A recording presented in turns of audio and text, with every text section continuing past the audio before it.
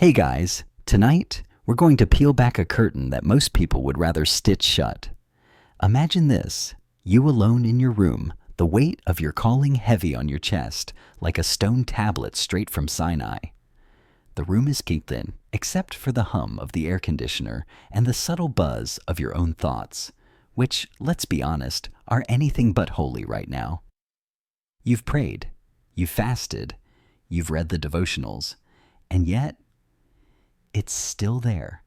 That pull, that pulse, that undeniable AE that somehow makes you feel both weak and very, very human. You probably won't survive this, unless of course you're ready to admit that holiness doesn't make you a robot. So before you get comfortable, take a moment to like the video and subscribe, but only if you genuinely enjoy what I do here. And hey, drop your location and local time in the comments. It's always fascinating to see where our quiet little night tribe gathers from. Now dim the lights, maybe turn on a fan for that soft background hum, and let's ease into tonight's journey together. You were never meant to be average. Maybe someone said that over you, or maybe you just knew. The way a compass needle knows where north is, even when nobody else is paying attention. And that knowing it sets you apart. People don't treat you normally. You don't treat yourself normally. You carry things others don't even notice. You hear things, sense things, pray, in ways that shake the room. You were chosen. You are chosen. And that comes with a shadow. No one talks about the unbearable loneliness of being set apart. You walk into a room and everyone sees strength, but when you walk out, silence.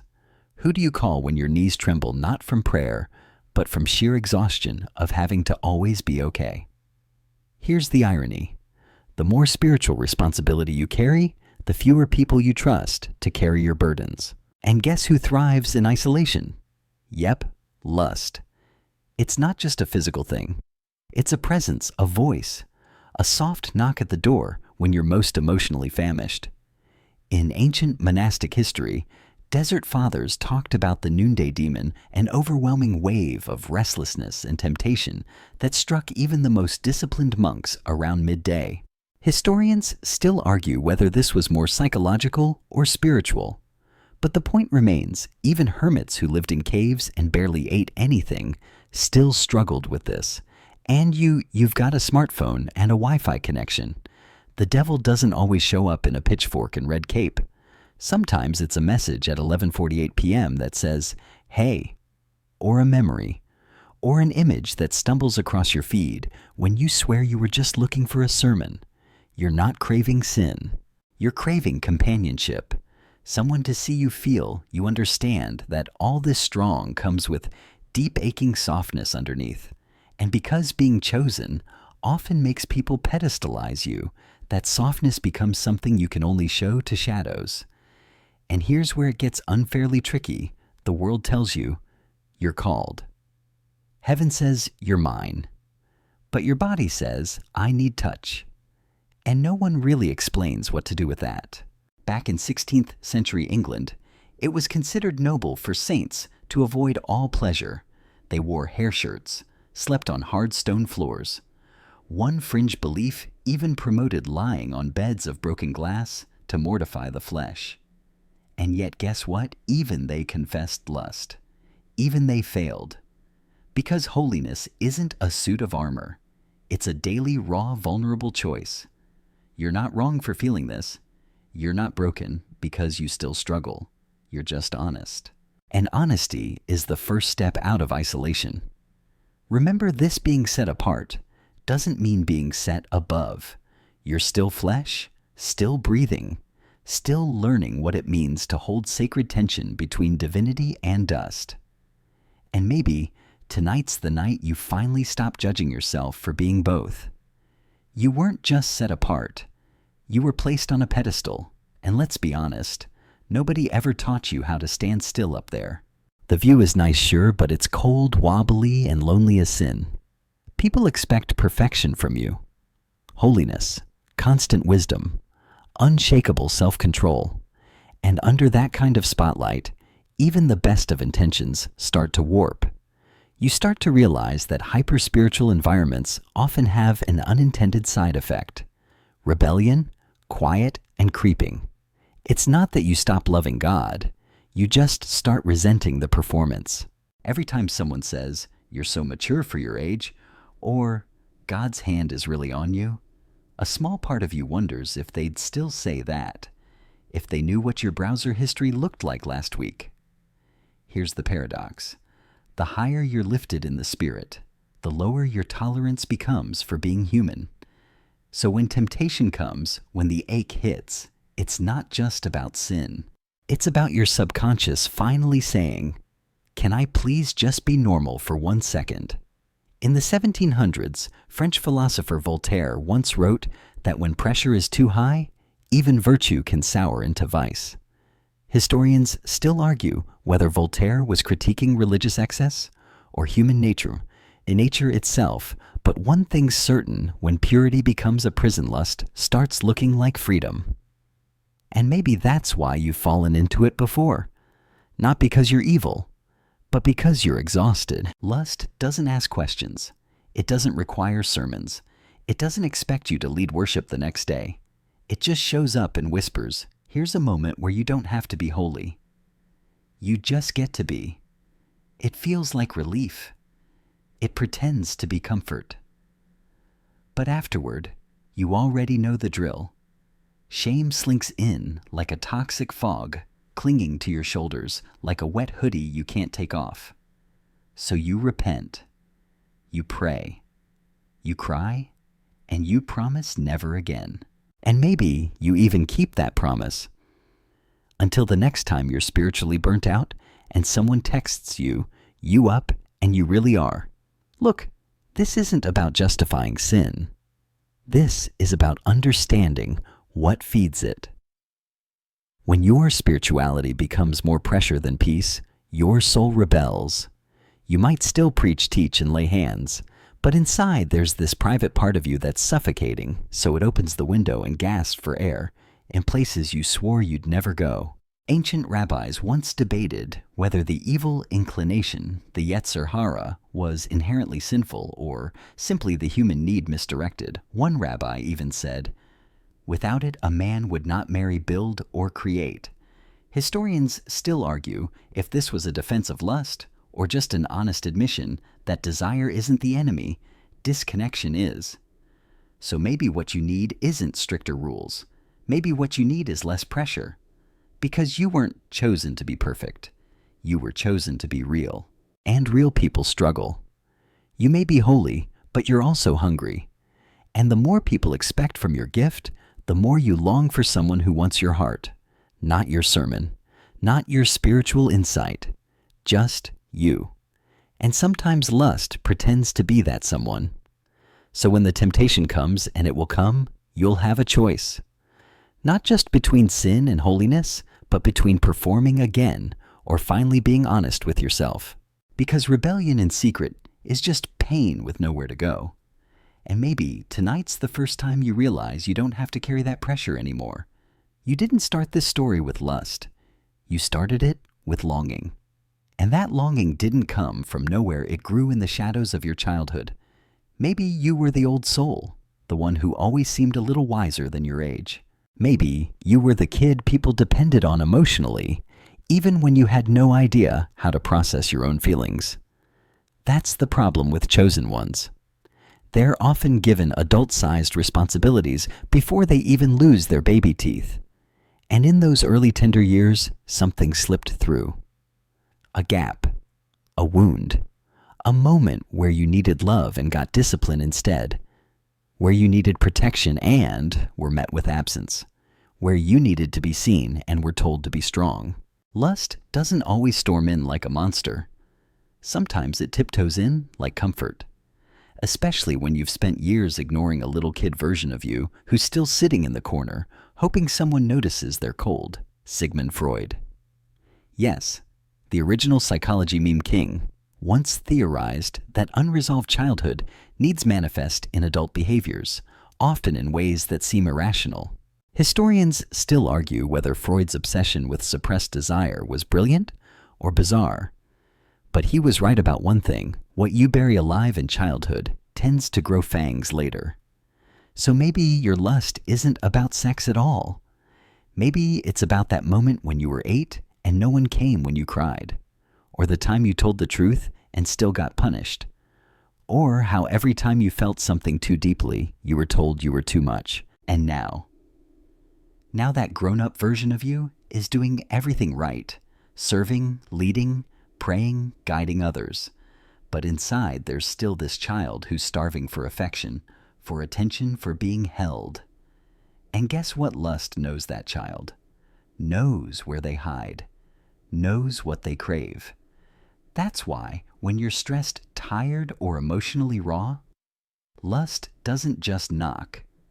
It lets itself in, kicks off its shoes, and offers you what nobody else did: undivided attention. In medieval Europe, some monks recorded spiritual visitations during their private meditations, visions so intense they blurred the line between divine and erotic. One documented dream included the sensation of a warm breath upon my soul, as if the Lord himself whispered at the base of my neck. Historians still argue if these were actual encounters with God or suppressed longing bleeding into visions. Either way, it proves this: even the holiest people wrestled with this exact tension. Because when emotions go unprocessed, they don't vanish. They disguise themselves. They become stories we tell ourselves in the dark. And no, this doesn't mean you're stuck. It means your healing hasn't finished yet. So the next time you feel that familiar pull, the scroll, the DM, the memory, the craving, pause, breathe. Ask, what am I really hungry for right now? Because odds are it's not a body, it's belonging. It's not fantasy, it's feeling safe. And maybe if you start listening to that inner child instead of shaming them, lust won't have so much power anymore. Maybe, just maybe, you can hold space for yourself the way no one ever did. And that in itself is holy. It hits hardest when you're doing everything right. You've been reading scripture, checking off your prayer routine like a spiritual to-do list, fasting on Thursdays because, well, that's what you do. And still, boom, there it is. That flicker, that thought, that heat that creeps up your spine like an intruder in your own house. And suddenly, you're sitting there wondering, why now I'm supposed to be fine? But here's the thing, you can't heal what you won't feel. And if you were taught to only feel holy things, guess where all that raw, messy emotion ends up?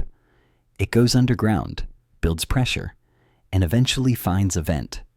Often in the direction of lust. You don't even mean for it to happen. One moment, you're scrolling past a worship video. The next, you're 3 clicks deep into something that feels soothing but costs you peace. Why? Because you've never been shown what to do with pain. You've only been told how to silence it.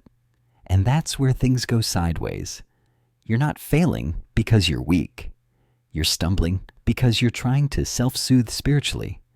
And the bottle you're reaching for just happens to be lust. There's a story from ancient China about a monk who would dip his hands into hot coals during prayer to burn away temptation. Sounds noble, right? But he died of infection. Historians still argue whether his self-discipline was heroic or misguided, but either way, he mistook pain management for spiritual warfare. And maybe you're doing the same thing. Every time you push your emotions away in the name of being strong, you're just rerouting them. That ache for comfort doesn't disappear. It mutates, becomes a fantasy, a craving, a mental escape hatch. And when lust shows up, it's not just offering you pleasure, it's offering you a break. A few moments where no one is asking you to be perfect, where you don't have to explain your mood, where you can feel something without dissecting it for theology. You can love God deeply and still wrestle with emotional avoidance. The two are not mutually exclusive. And what's wild? Sometimes your most spiritual moments make you the most vulnerable. After a powerful time of intercession or worship, you walk away light as air but drained, wide open, raw. And that's when the whisper hits. You deserve a little something for yourself, don't you? Boom. That's the trick. Lust doesn't scream. It comforts. It feels like medicine. But it's sugar water when what you need is rest, validation, and safe expression. In the Victorian era, women were diagnosed with hysteria for feeling too much, and men were told to suppress all emotion. Entire therapies were created just to keep people from expressing desire. But guess what? It didn't stop anything. It just made people sicker. Historians still debate whether the repression culture of the 19th century helped preserve order or just delayed breakdowns. You can probably guess which side I'm on. So let's reframe this. Your emotional needs are not sinful. Your longing for intimacy is not rebellion. Your desire to feel whole is not weakness. But when you don't allow space for those needs in healthy ways, they will show up in broken ones. So the next time you feel tempted, not just by lust, but by that aching need to escape, don't just fight the thought. Feel it. Sit with it. Ask yourself what's really underneath. Because underneath every lustful urge is a simple sacred cry. Please, can someone just love me here? You feel everything more than most people. That's not a flaw.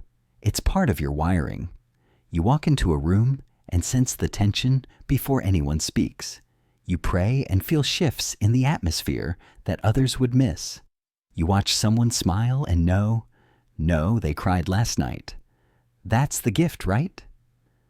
But gifts like that come with a cost. Being spiritually sensitive often means you're also emotionally overstimulated. And when you don't have a healthy outlet for that, overwhelmust becomes a pressure valve. A way to feel something that isn't someone else's burden for once. Let's be honest, carrying others' pain is holy work, but it doesn't mean your heart isn't also getting bruised in the process. Sometimes you don't even notice it's happening. You spend the whole day holding space for someone else, interceding, counseling, helping, and then you come home, crash into bed and realize your soul feels hollow. Like you poured out everything and got nothing back. And when you're empty, guess who shows up? Not love, not rest, lust. Because lust doesn't need a schedule. It doesn't ask questions. It doesn't wait for you to be in the right emotional headspace. It just says, hey, want to feel alive for 5 minutes? You'd be surprised how many spiritual leaders have confessed this exact cycle. They feel closest to God in the public and most alone in private. Some even described it as a double soul, one side radiant, the other quietly starving. In ancient Greek tradition, oracles were believed to be touched by divine fire, receiving visions that others couldn't bear. But many oracles went mad or died young, overwhelmed by the intensity of their calling. Historians still argue whether these breakdowns were spiritual, mental, or chemical, but they agree on one thing. The burden of deep perception is real, and so is the vulnerability it creates. When you feel things too deeply and process them too rarely, those emotions collect like storm clouds behind your ribs. You might even start thinking lust is just a small release, a harmless distraction. But that small release chips away at your core peace, like water dripping on stone. And here's the kicker.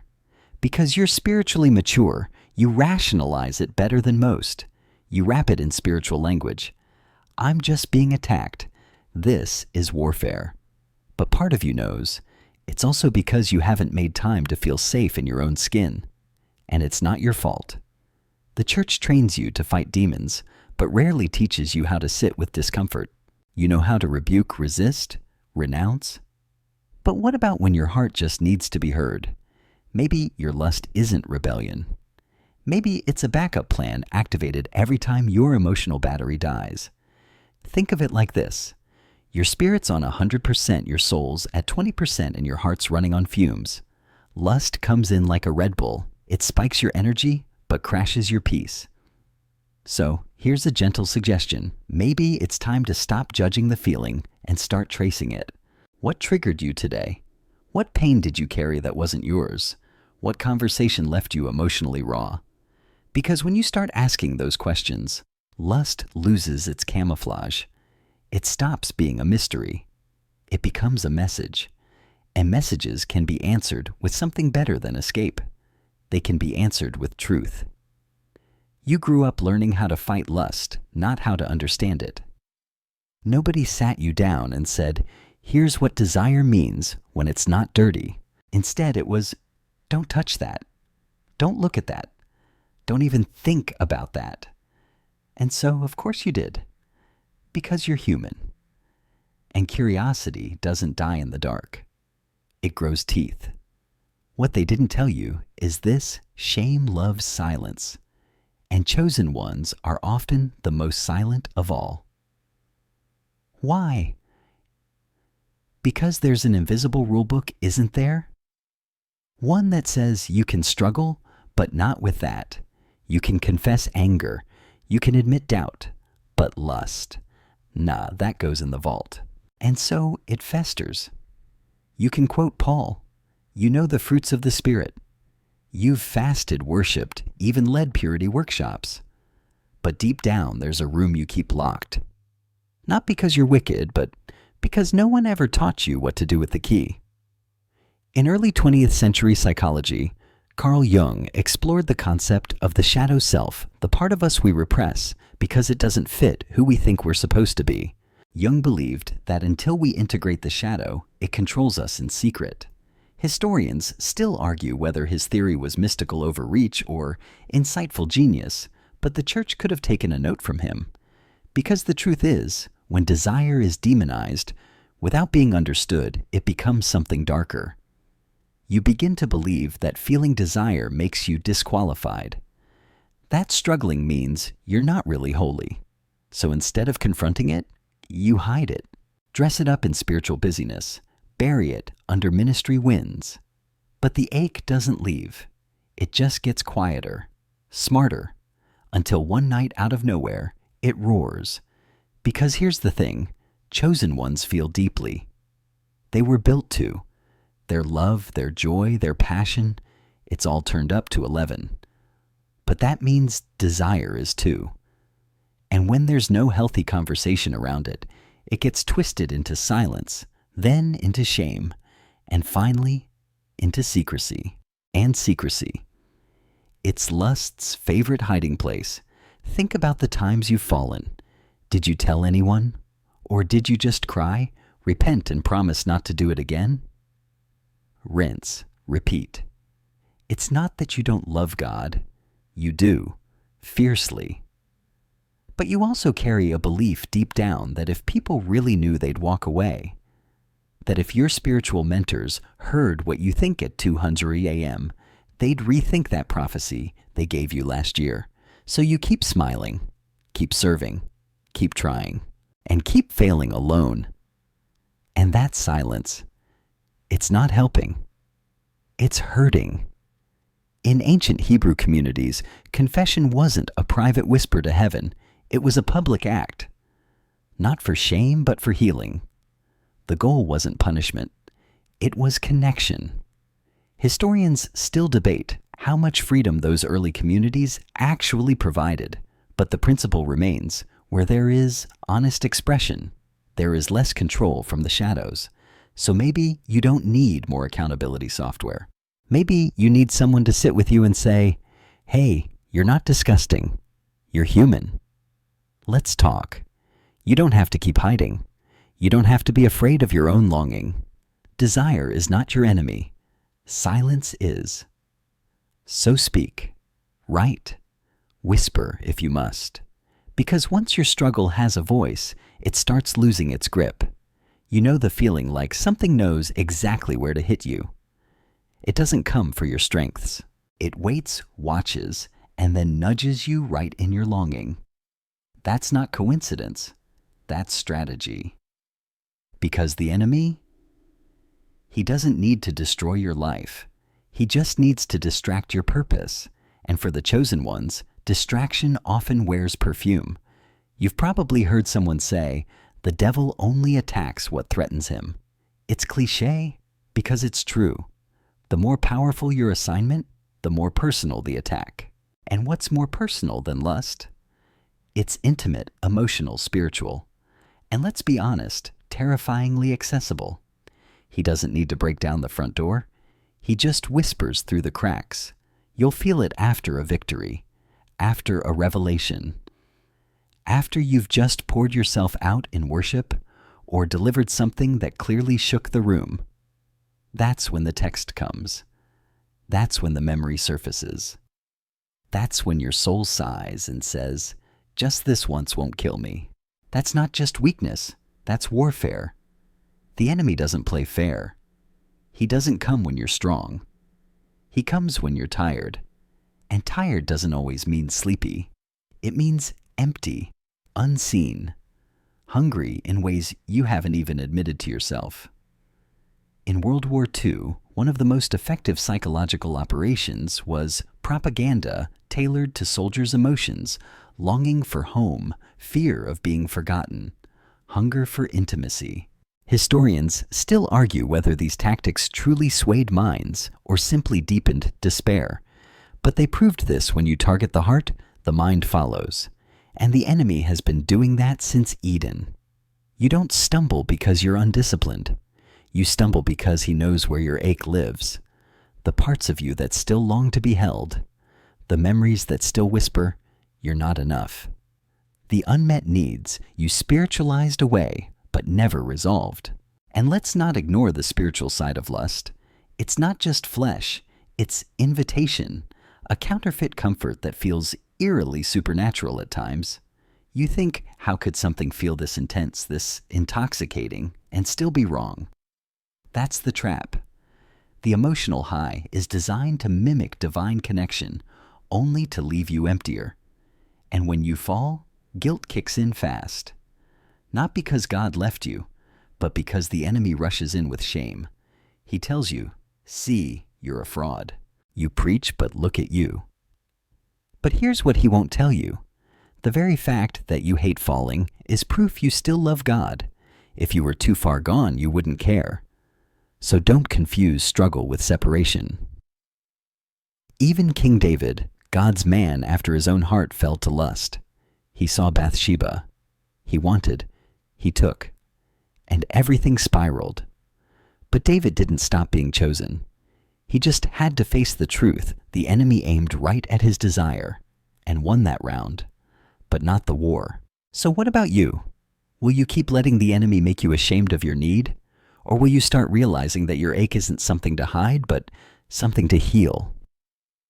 Because when you understand that your weakness is being weaponized against you, you stop blaming yourself and start building defenses that are rooted not in shame, but in grace. You're not being tempted because you're weak. You're being tempted because you're dangerous, and the enemy knows it. It starts off feeling spiritual. That conversation that goes deeper than usual. That moment when someone really gets you. You're just talking scripture dreams, calling shared warfare stories. But then, the energy shifts. Just a little. A pause in the eye contact. A hand that lingers. A compliment that hits a little too close. And suddenly, what felt divine now feels confusing. That's because lust doesn't always come in through the front door of desire. Sometimes it slips in through the side window of emotional intimacy, especially when you're spiritually hungry and someone offers a connection that feels both holy and safe. It's a trap custom made for chosen ones. You crave connection, not just physical, but soul-deep resonance. So when someone starts echoing your language, your experiences, your burdens, it doesn't just feel good, it feels ordained. You tell yourself, this must be from God. No one else understands me like this. But there's a line. And when the line blurs between divine connection and emotional dependency, that's when lust slips in wearing a worship song. Back in the early church, there were documented accounts of spiritual friendships between leaders that became emotionally entangled, sometimes physically. They didn't have modern language for emotional boundaries back then, so these connections often got spiritualized. Historians still argue whether these were deep platonic friendships or veiled romantic bonds, but the warning still stands. Even sacred connections can be misread, and this is especially dangerous for you. Why? Because your heart wants to be seen, not for your anointing, not for your impact, but for your you. And when someone makes you feel spiritually understood and emotionally special, game over. Lust isn't always sexual. Sometimes it's a longing for attention, for intimacy, for being known without expectation. When those needs aren't met in safe spaces, they find expression in secret ones. That person you keep texting late at night, the one who just checks in on your spirit. You might call it fellowship, but deep down, you know it's something more. That moment during worship where your mind suddenly shifts, not to God, but to the person singing 2 rows ahead. It's subtle, sneaky, and strangely hard to rebuke because it feels like closeness. And closeness is your native language. It's not wrong to want deep connection. It's not wrong to crave soul intimacy.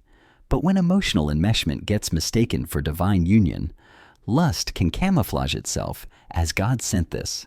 You start fantasizing, not just physically, but emotionally, imagining what it would be like to be truly pursued, not as a leader, not as anointed, but as you, flawed, human, desirable. And the moment you attach holiness to that fantasy, it gets harder to let go.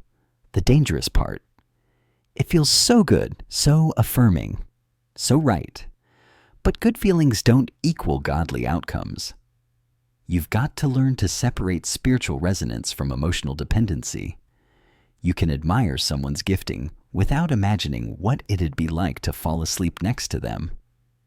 You can feel deeply connected and still maintain boundaries. Because when you confuse intensity with intimacy, lust becomes a theology. And when lust becomes a theology, you start calling temptation confirmation.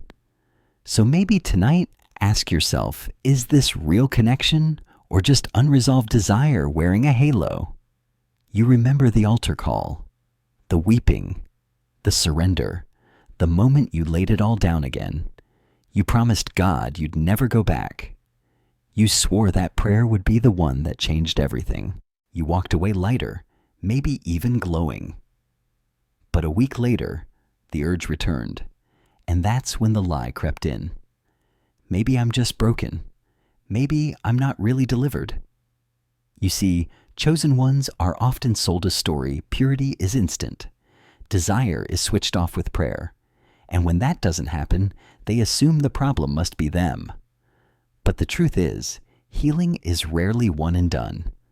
More often, it's layered, messy, a bit like spiritual Jenga. One false move and everything feels like it collapses. So you keep trying to be clean. Keep asking God to take it away. Keep swiping up on videos that say, this one thing will break the addiction. But it's not breaking. And the frustration? It's real. The ancient Celts had a word for spiritual transformation, an amkara, which meant soul friend. They believed change happened slowly through relationship, not rituals. Historians still argue whether this was more pagan than Christian, but the idea remains beautiful. Purity isn't a prize, it's a process, and processes take time. But no one tells you that. They tell you to declare, decree, rebuke, and fast. And yes, those things matter. But what happens when the craving comes back at 2:17 a.m. and you're too tired to fight? You don't need more declarations. You need to dismantle the myth of instant purity, because that myth is what's feeding your shame. It convinces you that falling means failure, that stumbling means your prayer didn't work, that struggling means God's disappointed. But here's the truth. God's not shocked. He's not pacing heaven wondering why you're still wrestling. He already knew. And he's not keeping score. He's keeping presence. It's religion that counts the times you fell. It's grace that counts the times you got back up. You're not backslidden just because you feel weak. You're not disqualified because you slipped again. You're not fake because your body still wants what your spirit doesn't. That tension, that's humanity. And you're allowed to have it. Because being chosen doesn't mean being done. It means being in process every single day. Remember Samson, anointed from birth, miraculous strength, called to deliver a nation. And yet, he had a thing for women he was never supposed to pursue. You'd think God would revoke his calling. But he didn't. Even after all the mess, Samson's greatest act came at the end. Broken, blinded, humbled, but still chosen. So stop thinking every stumble sends you back to square one. Start seeing every moment of honesty as progress, not failure. You don't need a miracle cure. You need to embrace the miracle of becoming. Because purity isn't a lightning strike, it's a sunrise. It's slow, quiet, gradual. And even when clouds block the light, the sun is still rising. So take the pressure off. Let go of the myth. You're not broken. You're becoming. You get used to being watched. People look up to you, quote you, repost your highlights. You're an example. You're anointed. You're the one others text for prayer when their life is falling apart. But what happens when your life feels shaky? You smile anyway. You perform. You lead. And you hide. Because the more visible you are, the less space you have to be vulnerable. That's one of the cruel ironies of being chosen. The spotlight that affirms your gift also exposes your flaws. And so, to protect the image, you bury the struggle. Deep. Lust thrives in that burial ground. You'd rather face a demon in public than admit to desire in private. Because people don't see you. They see the idea of you, the brand, the calling, the man, woman of God. So when the urges come, you don't dare ask for help. You just grit your teeth and hope no one notices how heavy your halo feels. Even in ancient Rome, there was pressure on religious leaders to appear above desire. Vestal virgins, for example, were expected to maintain lifelong celibacy under threat of death. Historians still argue whether these vows were spiritual devotion or state control disguised as piety. Either way, they created one thing: fear. And fear doesn't heal anything. It just hides it better. You're not living a lie. You're living a compromise. One where your public purity masks private pain. You don't want to fall, you just don't have a safe place to be real. And here's the problem with the spotlight. It makes shadows longer. You start justifying secrecy as protection. If they knew, they'd lose respect for me. If I confess, I'll lose influence. So you compartmentalize. You lead here, you struggle there. You learn to pray through the guilt. You serve through the ache. But eventually that duality exhausts you. Because the truth is, no amount of applause can soothe a soul that feels unseen. You might have a platform but still feel invisible. And when that invisibility aches, lust offers a dangerous promise. You can feel something without being exposed. But it always costs more than it gives. You come down from that momentary high and land right back in isolation, only now with a side of shame. And here's where it gets really twisted. The more you feel shame, the more you overcompensate with spiritual performance. You preach harder, you pray louder, you fast longer, all to silence the voice in your head that says, if they only knew. But you can't perform your way out of pain. You can only heal it. So maybe tonight's whisper isn't, try harder. Maybe it's, come out of hiding. Find one person, just one. Someone safe, someone real, someone who won't flinch when you take off the mask. Because chosen or not, you're still human. And humans weren't built to heal in secret. You give, you pour, you stay up past midnight answering texts from people who are falling apart, and you show up early to hold space for those who can't hold themselves together. You pray for healing, break generational curses, and carry weight that isn't even yours to begin with. And when it's all over, when the final message is preached, the last tear wiped, and the crowd goes home, you're alone again. And that's when it hits. Not temptation, not sin, desire, not just for touch, but for relief. A moment that's yours. A moment where no one needs anything, where you can drop the armor and feel something without it being for someone else. That's how lust becomes a reward. You're not chasing pleasure, you're chasing a pause. A hit of dopamine that says, you've done enough, you've earned this. And in a weird, warped way, your mind starts to believe it. You're exhausted, not just physically, but spiritually fatigued. And the deeper the fatigue, the easier the justification, I've been strong all day. I deserve this one soft moment. You wouldn't be the first to think that. In the Old Testament, King Saul was chosen anointed and publicly validated, but his private decisions began to drift. At one point, instead of waiting for the prophet, he offered a sacrifice himself, rushing into a role he wasn't meant for. Historians still argue whether Saul's downfall was disobedience or burnout, disguised as impulsiveness. Either way, the pattern is familiar. Chosen ones break when they feel like no one sees how much they've held, so they reward themselves. In secret. It might be food, might be screens, might be lust. Whatever offers that 5-second pause from responsibility. But lust? Lust is efficient. It delivers fast and asks no questions until after. And that's when you spiral. Because the voice of shame says, see, you're fake. You needed God, but you ran to fantasy. But the truth, you didn't need lust. You needed rest. You needed someone to say, you don't have to carry it all tonight. Lust isn't just about sex. It's about escape. It's about reward in a system where you feel like the only time you're allowed to feel good is when you're secretly broken. But you don't have to stay in that cycle. You can find rest before you break. You can choose pause without shame. You can be kind to yourself before the craving gets loud. Because guess what? You're not a machine. You're not a nonstop prayer warrior without limits. You're not just the anointing you carry. You're a person with needs, with limits, with longing. And the more you deny that, the more you'll reach for something false to fill it. So maybe instead of asking God to take away the lust, ask Him to show you what you're really trying to soothe. Then give yourself permission to rest, not as a reward for surviving, but because rest is your right.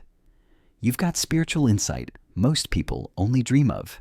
You see things, hear things, discern things before they even happen. You walk into a room and feel the temperature of the spirit like a thermostat with legs. And sometimes, that's the problem. Because spiritual sensitivity doesn't automatically come with emotional maturity. You might be able to cast out demons, but struggle to hold a boundary. You might discern someone else's trauma in 5 minutes, but avoid your own reflection in the mirror. You might have holy hands and restless eyes. And no one talks about that gap. No one warns you that hearing heaven doesn't mean you know how to manage your heart. That you can receive prophecies on Sunday and still spiral into temptation on Monday. It's not hypocrisy. It's humanity. In fact, some of the greatest biblical figures lived in this exact contradiction. Elijah called down fire from heaven and outran a chariot, only to spiral into depression under a tree the next day, begging God to take his life.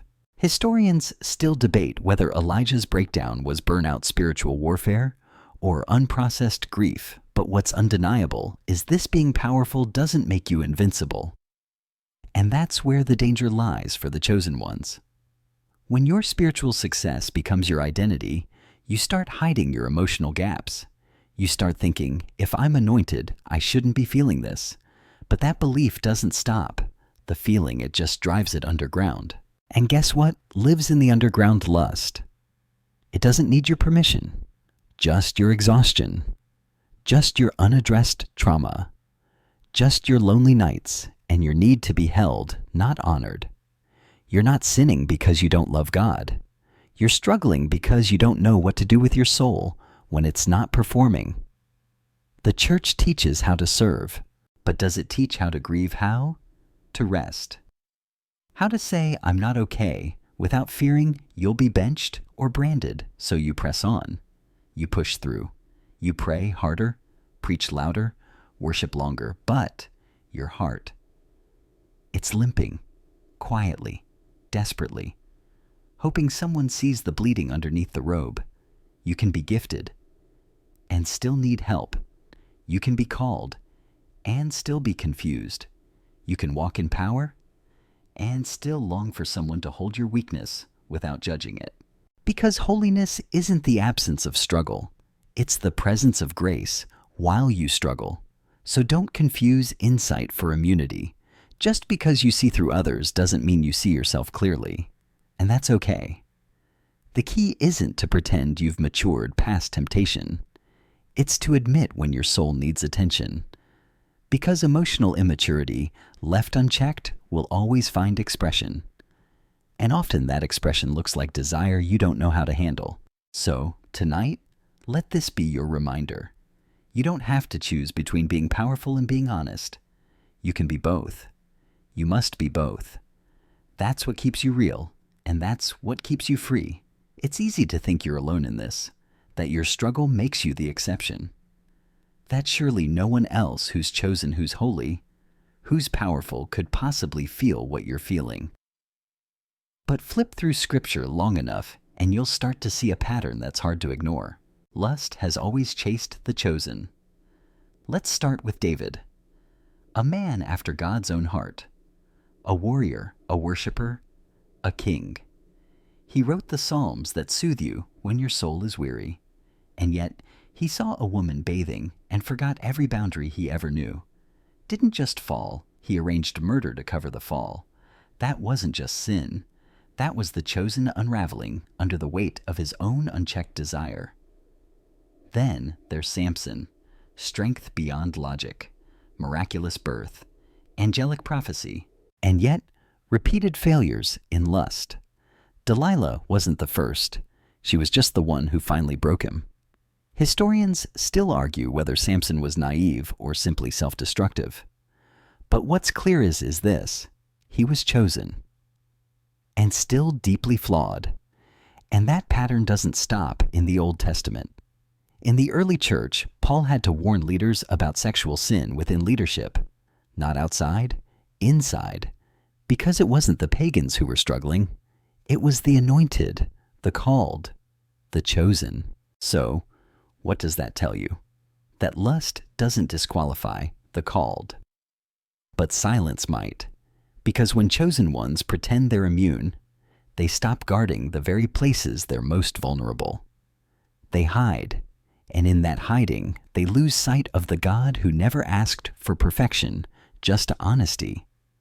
Think about this: even Jesus was tempted, in every way. That includes desire. The Gospels don't give details, but Hebrews 4:15 makes it clear he felt everything you feel. He just didn't give in. And maybe that's not to shame you. Maybe that's to say, I understand. In ancient rabbinical tradition, some believed that every great prophet struggled with one thorn they carried to keep them humble. For some, it was anger. For others, pride. For many, lust. Historians still debate the origins of this idea, but it reflects something true. Calling does not cancel out craving. So why are you still pretending this doesn't affect you? Why are you still telling yourself that if you were really spiritual, you wouldn't feel this way? You're not defective. You're just part of the story. A long line of leaders, prophets, warriors, poets, and miracle workers who wrestled with the exact same pull. And still God chose them, not after they conquered it, but while they were still in it. So don't disqualify yourself from the table because you're fighting something ancient. You were never meant to be flawless. You were meant to be faithful. And faithful doesn't mean never falling. It means always coming back. Just like David did. Just like Samson, blind, broken, and repentant, did in his final act. You're not the first chosen one to struggle, and you won't be the last. But you can be the first in your circle to say it out loud and start healing. You've probably heard it framed like this: lust is about sex. End of story. Shut the book. Pray harder. Move on. But let's be real, if that were true, this would be way easier to solve. Because the truth, lust isn't always about bodies. Sometimes it's about power. Sometimes it's about control. Sometimes it's about feeling wanted when you've spent your entire day giving and giving and giving without anyone even asking how you are. Lust whispers you matter. Right now, in this moment, you're seen, you're desired, and when you've been invisible, dismissed, or emotionally abandoned, that whisper hits. Chosen ones often feel this more than anyone. You spend your life carrying others, lifting them, healing them. And sometimes the deepest desire you have isn't for skin, it's for significance. To feel like someone somewhere wants you for you. Not your gift, not your calling, not your discipline. Just you. In the 1800s, philosopher Soren Kierkegaard wrote about the despair of not being oneself. Historians still argue whether his writings were personal laments or theological critiques, but they strike a chord when you live more as a role than a real person. Your soul begins to crave the feeling of self, and often lust imitates that. It offers the illusion of identity. You think you're craving connection, but really, you're starving to be recognized. And here's where it gets subtle. You may not even realize you've slipped. That Instagram follow that text you're still responding to, even though it makes you nervous, that fantasy that pops up and lingers just a bit too long. They're not just about attraction. They're about validation. Because deep down, lust is often the counterfeit version of emotional intimacy. It says, I'll give you attention without expectation. I'll give you power without vulnerability. I'll give you closeness without risk. It's safe until it isn't. And for chosen ones, the stakes feel higher. Because your life is about serving others, and sometimes you just want to be served. Your gift is to build others up, but sometimes you just want someone to notice when you're crumbling. So you entertain the fantasy. You scroll a little longer. You answer that text. Not because you're weak, but because no one taught you that desire and dignity can coexist. You were taught to suppress, not to understand. But understanding is what gives you power. So ask yourself, what am I really longing for when that urge rises to be held, to be praised, to not be responsible? Because when you name the need, lust loses its mystery. And once the mystery breaks, so does its hold. You're not struggling because you're perverse. You're struggling because you're wired for connection, and the world keeps offering you counterfeits. But you don't have to take the bait. You can acknowledge the ache without feeding it lies. Because the ache itself, that's not evil. It's proof you're alive. And chosen ones, we ache deeply, but we're also called to heal, starting with ourselves. It's taken a long time to get here. All the late nights, all the silent battles, all the moments where your heart whispered, "What's wrong with me?" in heaven quietly replied, "Nothing. You're just human. You're just." And now finally we come to what might be the hardest, most beautiful truth of all. You're not going to win this war by fighting lust harder. You're going to win it by loving your humanity better. That's the part no one tells you. That healing doesn't start with grit. It starts with grace. That freedom doesn't roar, it often whispers. And that being chosen isn't about being untouchable. It's about being courageously honest in the places that still tremble. You've spent so long trying to fix the symptoms, praying the desires away, punishing yourself for the thoughts. But maybe the real breakthrough comes when you sit down with your own soul and say, "It's okay. I see you. I know why you're craving. I know why you're tired. I'm not ashamed of you." Because chosen ones, we often carry everyone else's humanity with compassion and treat our own like a flaw. We preach mercy and offer none to ourselves. We speak about grace like it's infinite until it comes time to apply it inward. But your humanity isn't a glitch. It's not a stain on your calling. It's part of the design. The same hands that anointed you also formed your desire for love, for touch, for connection. And those desires, when met with patience and compassion, don't have to lead to sin. They can lead to wholeness. Ancient desert fathers used to say, "Sit in your cell, and your cell will teach you everything." They believed that solitude, not suppression, revealed the deepest truths. Historians still debate whether this solitude healed or harmed the soul. But the intention was clear. Face yourself without flinching, and you'll find the face of God looking back. So what if tonight you stopped flinching? What if you looked at the part of yourself you hate the most, and instead of rebuking it, you just breathed? What if your healing doesn't begin with another promise, another fast, another punishment, but with permission? Permission to rest, permission to need, permission to be fully, imperfectly, achingly you. Because when you stop trying to earn your healing, you start walking in it.